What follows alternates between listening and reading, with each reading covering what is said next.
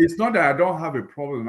What I'm saying is that it's not the main issue. The main issue is that the system has been hijacked. We've lived with white supremacy since 1619, and we found ways to navigate them through the Civil Rights Act, through the Emancipation Proclamation, until this man walked down that elevator of hell.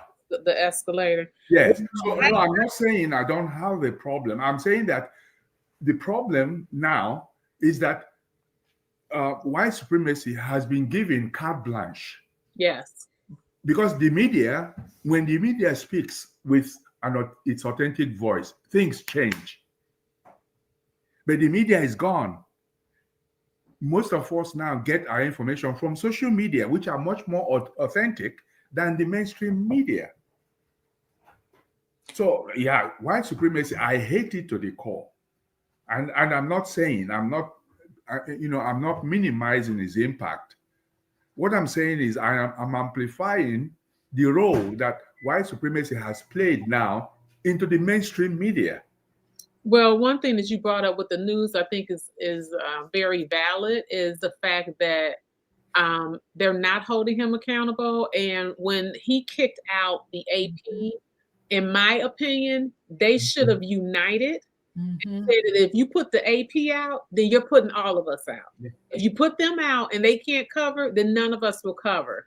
And that was a huge mistake that they made when they did not unite on principle. That we have the right to freedom of speech and the press. But who owns this press? It's white men.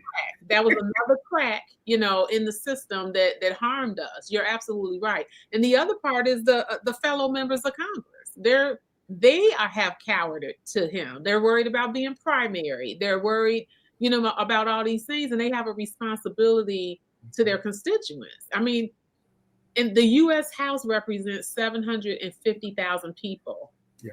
Each member in the U.S. House. And they are not thinking about their constituents. They're more concerned about Donald Trump. And then, of course, the senators have the entire state, whatever the state population is. So I see it as, yes, the media and also the fellow members of Congress. They are not walking in their lane and walking in the authority that they have as members of Congress. But the problem with I still understand the members of Congress. They are not there, essentially speaking. The philosophy under which they were elected has changed.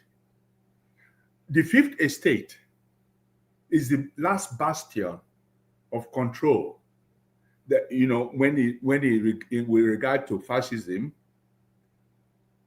and the Fourth Reich, which I have now termed the United States.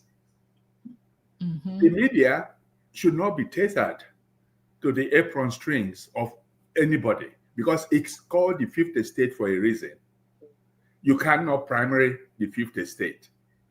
But however, the Fifth Estate has been primaried. NBC was sued and they paid for a case they would have won single-handedly. They jettisoned all the people who spoke truth to power.